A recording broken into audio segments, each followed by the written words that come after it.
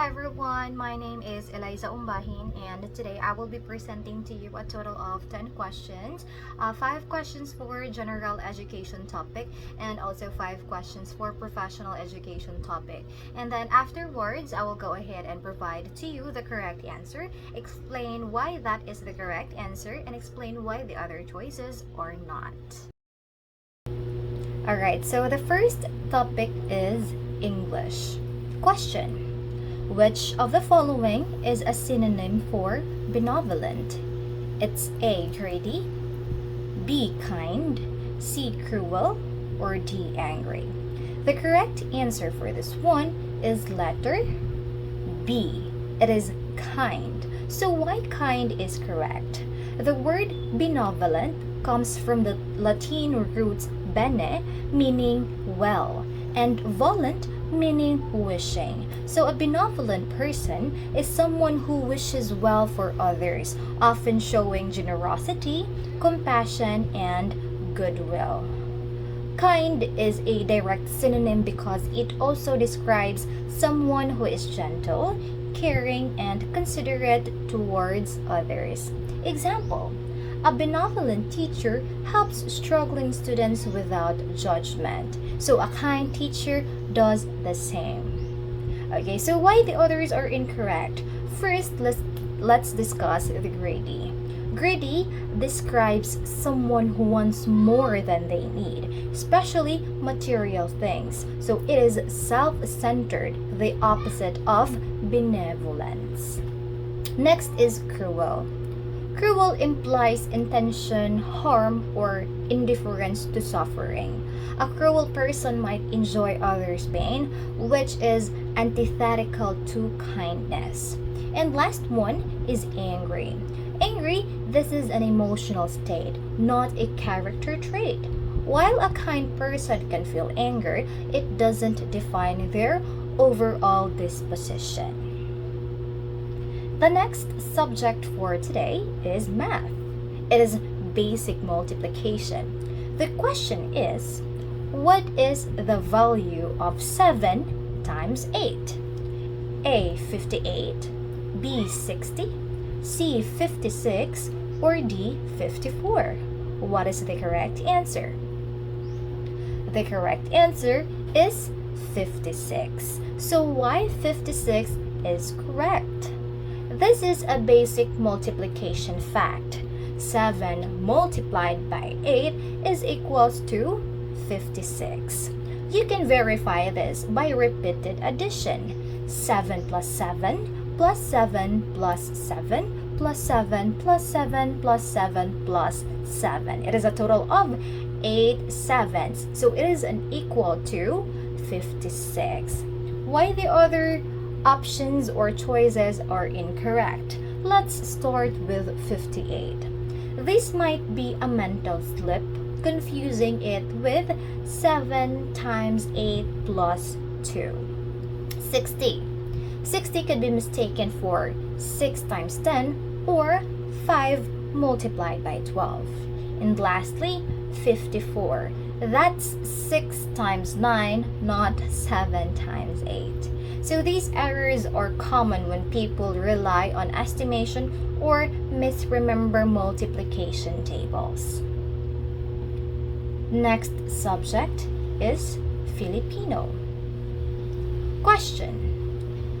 What is the Filipino term for freedom? Letter A. Katarungan, B. Pag-ibig, C. Katotohanan, or letter D. Kalayaan? The correct answer is kalayaan. So why kalayaan is correct? Kalayaan directly translates to freedom or liberty. So it's used in historical context like Araw ng Kalayaan, which is the Independence Day, and it also represents the state of being free from oppression or control. So why the other options are incorrect? First, let's discuss the katarungan. Katarungan means justice, which is about fairness and law, not freedom. Pag-ibig means love, a personal emotion not a political or social condition. And lastly, the katotohanan, it means truth, which is about facts and honesty, not liberty. Second subject is history. Question: who was the first president of the Philippines? A. Emilio Aguinaldo. B. Jose Laurel. C. Manuel L. Quezon. Or letter D. Andres Bonifacio. The correct answer is Emilio Aguinaldo. So why Emilio Aguinaldo is correct? Aguinaldo was declared president of the First Philippine Republic in 1899. He led the revolution against Spain and played a key role in the country's early independence efforts. So why Jose Laurel is incorrect? Jose Laurel is president during the Japanese occupation, and it is from 1943 to 1945. And for Manuel L. Quezon, he is the first president of the Commonwealth of the Philippines, but not of the First Republic. And lastly, Andres Bonifacio, he is founder of the Katipunan, a revolutionary group, but he was never officially president. Last question for general education, last subject, it's Rizal. So question: which of the following is a famous work written by Dr. Jose Rizal? A. Ibong Adarna. B. El Filibusterismo. And letter C. Florante at Laura. And lastly, letter D. Noli Me Tangere. The answer is letter D. Noli Me Tangere. Why Noli Me Tangere is correct? So Rizal wrote Noli Me Tangere to expose the abuses of Spanish friars and officials. So it is a social and political novel that awakened Filipino nationalism. And why the others are incorrect? So Ibong Adarna, it is a folk tale and it is not written by Rizal. El Filibusterismo is also written by Rizal, but the question asks for one famous work and the Noli is more foundational. Lastly, Florante at Laura, it is not written by Dr. Jose Rizal, but written by Francisco Balagtas, a different Filipino literary figure. And since we are done with the general education questions, so let's go ahead and proceed to professional education questions. First subject is child and adolescent development. Question: which theory emphasizes the importance of social interaction in cognitive development? A. Piaget's cognitive theory. B. Skinner's behaviorist theory. Letter C. Vygotsky's sociocultural theory. And lastly, letter D. Erikson's psychosocial theory. The answer is Vygotsky's sociocultural theory. So why Vygotsky's sociocultural theory is correct? So Vygotsky believed that learning is a social process and that children learn through interaction with more knowledgeable others. So concepts like zone of proximal development or the ZPD and scaffolding are central. So why the others are incorrect? First is Piaget. So Piaget focuses on individual cognitive stages. So the example is like sensory motor, pre-operational, and many others, not social interaction. Next is Skinner. Skinner focuses on observable behavior and reinforcement, not internal cognitive processes. And lastly, Erikson. Erikson deals with emotional and social development, not cognitive learning. Next is assessment. Question: what is the primary purpose of educational assessment? Letter A. to entertain students. Letter B, to increase school funding. Letter C, to measure learning outcomes. Or letter D, to punish students. The answer is letter C, to measure learning outcomes. So why measuring learning outcomes is correct? So assessments help educators understand what students have learned, identify gaps, and improve instruction. Examples include quizzes, exams, portfolios, and performance tasks. Why the other options are incorrect? First is entertaining students. Entertaining students is not the goal of formal assessment. Next is increase school funding. While performance may influence funding, it's not the primary purpose. And lastly, to punish students. Assessment should be constructive, not punitive. Next is teaching profession. Question is, which of the following best describes the teaching profession? Letter A, an unregulated activity. B, a lifelong commitment to learning and educating others.